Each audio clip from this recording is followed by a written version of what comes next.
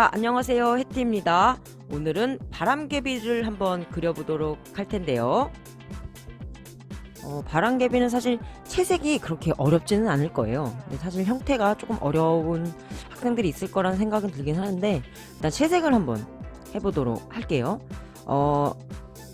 제가 이제 색깔 같은 경우는 저는 일단 패스 물감을 쓰고요. 그리고 지금 바르는 색깔 같은 경우는 브라이트 레드입니다. 패스에 있는 제일 채도 높은 빨강이라고 볼 수 있는데요. 약간 형광기가 나서 뭐 호불호는 갈릴 수 있겠지만 저는 브라이트 레드를 썼습니다. 가끔 저는 브라이트 레드 대신에 포스터 컬러인 퍼피 레드나 레드 핑크를 많이 쓰는데요. 주로 퍼피 레드 같은 경우를 많이 쓰곤 합니다. 그래서 사실은 한 가지 색을 가지고 세 가지 단계까지 나올 수 있는데요. 그것은 이제 물 농도 조절을 해가면서 세 가지 단계를 만들 수가 있다라고 보시면 되는 거죠. 지금 바람개비 같은 경우는 약간은 반투명한 질감을 이용해서 하는 거기 때문에 약간은 물 농도 조절이 약간은 돼서 약간은 비치는 느낌을 주어야 되기 때문에 너무 뻑뻑하게 칠하시는 건 좋지 않는다라고 보여져요.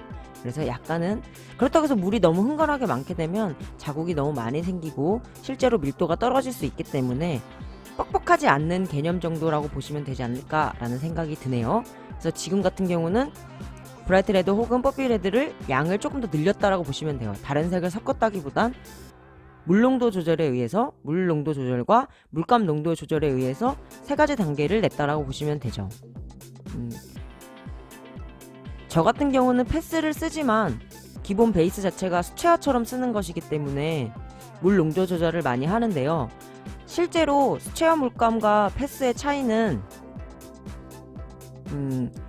패스 물감 같은 경우는 수채화처럼도 사용할 수 있고 포스터 컬러처럼 사용할 수 있다라는 점이거든요. 그래서 아무래도 수채화 물감보다는 약간 밀도가 훨씬 더 높다라고 보실 수 있겠죠. 근데 포스터 컬러를 물로 풀어서 쓰는 경우는 실제로 자국이 너무 많기 때문에 저 같은 경우는 주로 패스 물감을 많이 쓴다라고 생각하시면 될 것 같아요. 지금 같은 경우도 사실 바람개비 같은 경우는 그 안쪽에 다 종이를 접어서 만드는 거기 때문에 휘어서 만드는 거기 때문에 안쪽에다가 어둠을 많이 몰아주신다 라고 생각하시면 돼요. 그리고 반투명이기 때문에 아까도 말씀드렸지만 약간 물농도 조절해서 채색을 하시는 거고 안쪽으로 갈수록 어둡게 칠한다. 그래서 지금 같은 경우는 보면 세 단계가 보이시죠? 네, 제일 밝은 면적과 중간, 지금 칠하고 있는 면적을 보시면 같은 색깔이지만 물감과 물농도 조절을 달리해서 색깔 단계를 내주었다라고 보시면 될 것 같아요. 이제 색깔에 궁금한 점이 많으신 구독자님들이 많으신 것 같아서 제가 추가 설명란에다가 조금 더 자세히 풀어서 적어보도록 할게요.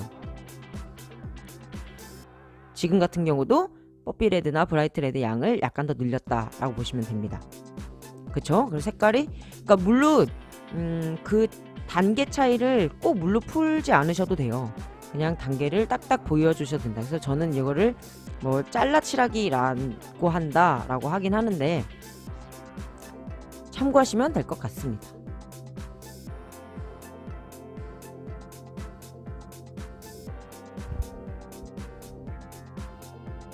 자, 이게 바람개비가 뭐 지금은 4겹짜리로 그리고 있긴 한데 예전에 이 백석대학교라는 곳에서 바람개비가 있었을 때가 날개가 5개가 있었던 걸로 기억을 해요.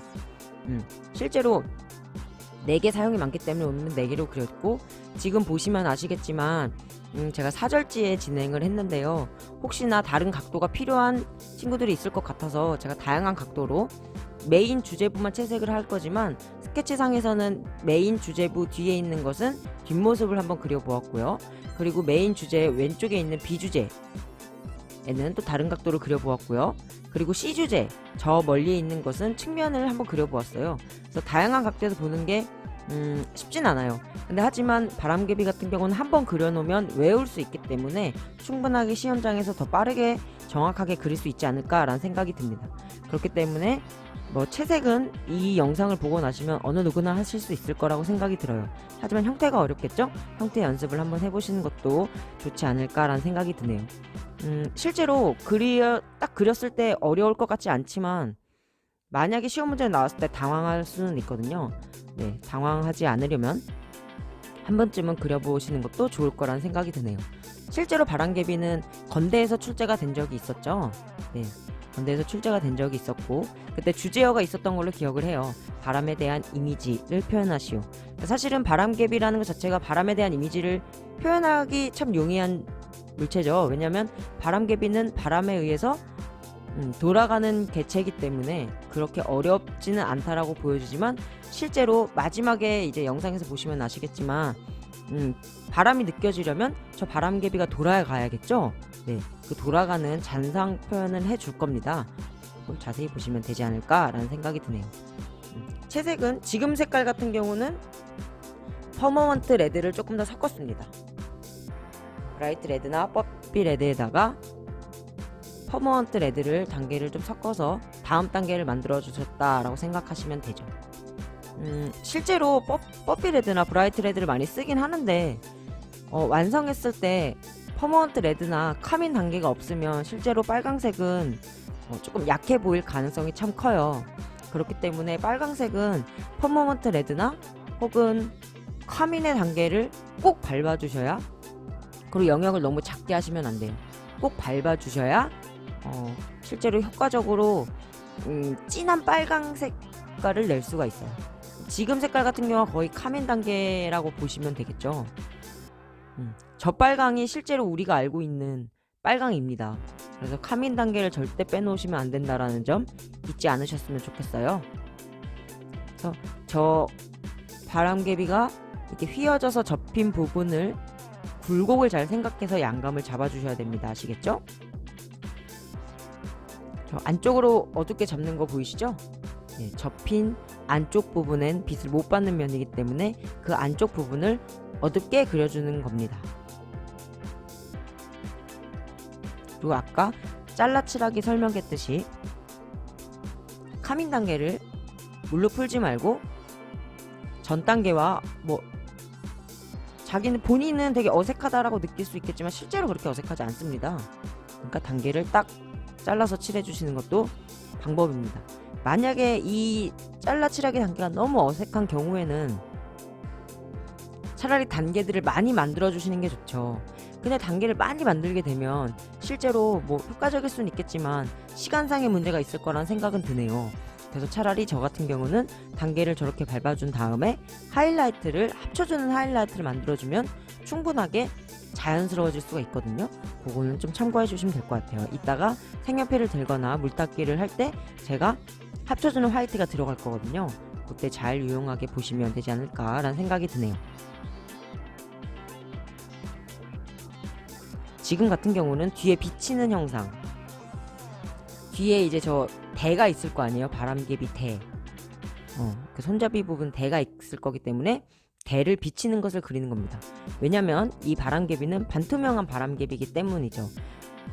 실제로 개체가 나왔을 때 어떤 질감인지 확인은 하셔야겠지만 반투명인 경우 같은 경우에는 그냥 그 비치는 부분을 더 진하게 그리시는 게 가장 쉬운 방법입니다. 만약에 셀로판지 같은 게 나왔다 시험장에서, 그러면 노란과 파랑이 나왔다, 그럼 두 개 섞이는 초록색 부분을 보여주는 건 아주 그 물체의 특성을 잘 파악하는 거지만 이 정도 반투명인 재질 표현은 그냥 조금 더 진한 색깔을 이용해서 비치는 것을 그려주는 게 훨씬 더 효과적이라는 생각이 들어요. 지금 색깔 같은 경우는 브라운 레드를 섞어주셨다라고 보시면 됩니다. 선생님 같은 경우는 브라이트 레드 혹은 뽀삐 레드를 먼저 쓰고, 그것도 처음에 이제 물농도 조절해서 첫 번째 단계, 두 번째 단계는 뽀삐 레드를 더 많이 섞어주는 단계, 그 다음 단계는 그것에다가 퍼머먼트 레드를 섞어주는 단계, 그런 다음엔 카민, 그런 다음에는 브라운 레드를 섞어주세요. 근데 이제 빨간색의 영역이 정말 크다, 그럼 바로 블랙을 잡지 않고 저 같은 경우는 브라운 레드에다가 바이올렛을 섞어서 퍼머먼트 바이올렛입니다.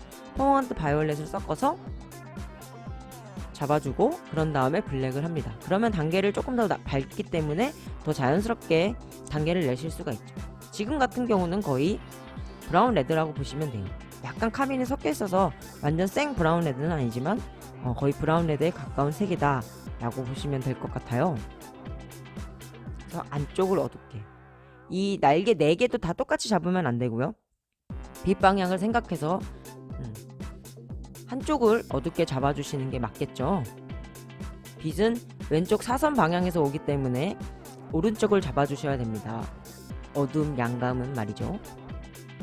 저부터 한 10분간은 혼자 이 빨간색에 대한 설명과 이 어둠을 잡는 단계라든지 비치는 것을 그리는 거라든지 설명을 해드렸는데 사실 요즘에 이제 댓글에서 색깔 쓰는 것들이나 물농도 조절이나 붓질하는 방법이나 그런 것들에 대해서 궁금점이 제일 많으신 것 같아요.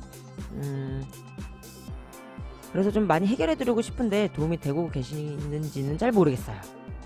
최선을 다해보도록 하죠. 지금 단계가 아마 이제 블랙은 아니고요. 그 선생님 말했던 브라운 레드와 보라색을 섞은 퍼머넌트 바이올렛을 섞은 색이라고 보시면 돼요.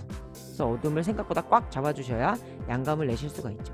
지금 하는 것은 뒤에 있는 비치는 것을 그리는 겁니다. 뒤에 이제 비치는 반투명 재질이기 때문에 뒤에 있는 걸 비치게 그려야 반투명해 보이겠죠.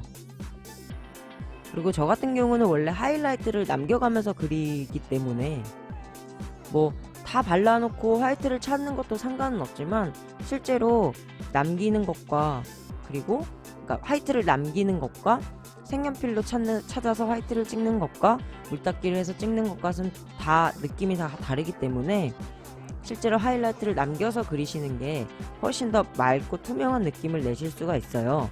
뭐 선생님 맑고 투명한 거는 수채화만 낼 수 있는 거 아닌가요? 라고 하시겠지만 실제로 우리는 패스를 수채화 물감처럼 쓰기 때문에 전혀 상관이 없다라는 점 알고 계시면 될 것 같아요. 지금은 블랙이죠. 블랙을 이용해서 두께를 잡아주기도 하고 제일 진한 단계를 잡아주시기도 하시고 이제 가운데 것은 블랙으로 채색을 하겠습니다. 선생님 저 같은 경우는 블랙을 뭐 신안도 있고 미션도 있고 알파도 있는데 저 같은 경우는 신안을 썼습니다. 뭐 알파와 신안의 큰 차이점은 없는데 저 같은 경우는 신안 블랙이 조금 더 강하다라는 생각이 들고 미션 블랙은 현저히 떨어집니다. 블랙에 대한 그러니까 블랙 전 단계를 하고 싶을 때는 그렇게 하실 수는 있겠지만 저 같은 경우는 신안 블랙 포스터 컬러를 추천합니다. 자, 이렇게 해서 대까지 칠해주시면 대략적으로 채색은 마무리가 되죠. 그 다음에 이제 물닦기를 이용해서 하이라이트를 만들어 주셔야 되는데 지금은 약간의 단계를 조금씩 더 잡아준 섬세하게. 그렇다고 저 영역이 너무 많아지면 빨간색 단계가 많이 없어지겠죠. 자, 지금 물닦기를 하시는데요. 실제로 물닦기는 많이 해보지 않은 학생들은 물이 흥건해지고 결국에 다 닦아버리는 경우도 있고 안 되는 경우가 있을 거예요. 전 항상 말씀드리지만 연습을 한다면 어느 누구나 할 수 있는 스킬입니다. 물닦기 같은 경우는 붓에다가 물 한번 묻힌 다음에 바로 가시면 안 되고 걸레에다가 한번 훔친 다음에 그런 다음에 내가 닦고 싶은 부분에다가 일정하게 집중감 있게 닦아주신 다음에 휴지로 훔치시면 그게 제일 쉬운 방법이 될 것 같아요. 휴지도 더러운 부분이 아닌 깨끗한 부분을 지워야 훨씬 더 깨끗하게 지우실 수가 있고요. 저렇게 하면은 아까는 남긴 부분이 있고 거기에 이제 물닦기 해줘서 약간의 은은한 하이라이트 부분도 주고 그렇게 해서 만들어 주시면 훨씬 더 번들번들한 느낌의 재질의 바람개비를 표현하실 수가 있겠죠. 자, 그래서 물닦기가 어느 정도 되고 나면 색연필을 이용하는데요. 실제로 깨끗하게 채색했으면 색연필을 많이 들 필요는 없어요. 색연필을 많이 들어서 채도 떨구지 말고 아웃라인 정리 위주로 해주시면 훨씬 더 성실해 보이는 완결성이 있는 그림을 그리실 수가 있거든요. 그래서 색연필 같은 경우는 내가 바른 색의 다음 단계 혹은 전 단계를 이용해서 묘사를 해주신다라고 보시면 돼요. 그러니까 주로 정리하는 거다라고 보시면 되죠. 실제로 어렸을 적부터 붓을 많이 잡았다기보단 연필을 많이 잡잖아요. 그쵸? 실제로 어느 누구나 다 그럴 거예요. 저도 마찬가지거든요. 그렇기 때문에 붓보다는 색연필과 더 친할 수밖에 없거든요. 그래서 색연필을 이용해서 정리를 해주신다라고 보시면 되죠. 하지만 색연필을 가지고 벅벅벅 크레파스처럼 칠해주시면 채도가 떨어질 수 있기 때문에 그런 짓은 절대 하시면 안 됩니다.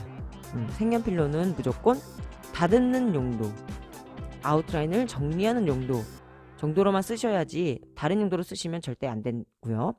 우리 흰색 색연필 같은 경우는 제가 아까 물닦기한 부분에 가운데다가 이제 하이라이트를 번들거리게 색연필로 만들어 주시고 그 위에 화이트를 찍으면 훨씬 더 쉽게 하이라이트를 찍으실 수가 있어요. 힘이 좋네요. 막 부러뜨리고 난리가 났어요. 그쵸? 네, 선생님은 워낙 힘이 좋답니다. 자, 여담이었어요. 어쨌든 흰색 색연필을 이용해서 하이라이트들을 조금 더 만들어 주신다고 보시면 되죠. 근데 중요한 것은 화이트를 찍는다고 해서 절대 마감이 되는 것은 아닙니다. 빨강이 정확하게 보이고 그런 다음에 화이트가 정확하게 많이 들어간다고 해서 좋을 게 아니기 때문에 정확한 위치에 정확한 크기로 들어가셔야 빨강색을 해치지 않는 범위 내에서 진행을 하실 수가 있다라고 보시면 됩니다. 블랙 색연필을 이용해서 조금 더 비치는 것들이라든지 두께라든지 그런 것들을 조금 더 잡아주시면 훨씬 더 비치는 것들을 효과적으로 그리실 수가 있다라고 보시면 됩니다. 두께 같은 것들도 잡아주시고 절대 쭉 따시면 안 되고 잡았다 풀었다 잊지 마시고요. 자, 이제 화이트를 찍을 건데요. 화이트 같은 경우는 일단은 형태 구분입니다. 면과 면을 서로 간에 구별을 해주고 실제로 저 같은 경우는 화이트를 남겨서 하기 때문에 실제로 화이트를 많이 찍는 경우는 극히 드물어요. 살짝씩 약간의 도와주는 정도지 아예 다 빨강색을 밀어버렸다면 화이트를 찍을 일이 실제로 많겠지만 실제로 바람개비는 빨강색이 더 강하게 자리 잡아야 되기 때문에 화이트로 형태 구별을 해주시고 그리고 흰색 색연필로 번들거리게 해준 부분 가운데다 화이트를 찍어주시면 훨씬 더 효과적인 화이트를 찍을 수 있는 겁니다. 많이 찍는다고 절대 좋지 않다라는 거 잊지 않으셨으면 좋겠어요. 이게 오해를 하고 있는 부분들이거든요. 두께 같은 거는 지금 보시면 아시겠지만 화이트로 따는 게 아니에요. 어두운 부분은 약간 2번 색을 이용해서 따주셔야 모든 형태가 구별이 이렇게 자연스럽게 될 수가 있어요. 대략 마무리가 이렇게 되어 가고 있는 것 같은데요. 화이트도 두껍게 찍는 것도 있고 얇게 찍는 것도 있고 얇은 선을 이용해서 약간 유기적인 표현을 할 수 있죠. 그러니까 얘네들이 휘어지는 애들이기 때문에 약간 유기적인 표현을 해주시면 훨씬 더 효과적인 질감 표현이라고 보시면 되겠죠. 자, 바람개비 같은 경우는 채색이 그렇게 어렵지는 않으실 거예요. 한 번만 그려보시면 어느 누구든 하실 수 있다라고 생각합니다. 선생님 영상에서 가장 중요한 것들은 뭐라고 했죠? 예습과 복습입니다. 한번 영상을 보시고 이 개체는 꼭 해봐야 되는 개체겠다 라는 생각이 드시는 분들은 꼭 한 번쯤은 그려보시면 나중에 큰 도움이 될 거예요. 영상만 본다고 해서 절대 내 것이 되는 것은 아니기 때문에 영상을 보고 나신 다음에는 꼭 구독과 좋아요를 눌러야겠죠? 하지만 아무튼 꼭 본인 걸로 소화를 시키면 훨씬 더 좋은 결과를 낼 수 있지 않을까. 시험장에서 비슷한 게 나올 수 있잖아요. 그쵸? 그러면은 훨씬 더 지금입니다. 유기적으로 찍는 하이라이트. 자, 아무튼 본인께 되게끔 열심히 연습을 해주시면 좋을 것 같네요. 자, 그럼 저렇게 하이라이트를 찍고 슬슬 마무리 완성샷을 갑니다. 여기는 잔상 효과가 되어 있네요. 그럼 다음 영상에서 만날게요. 안녕!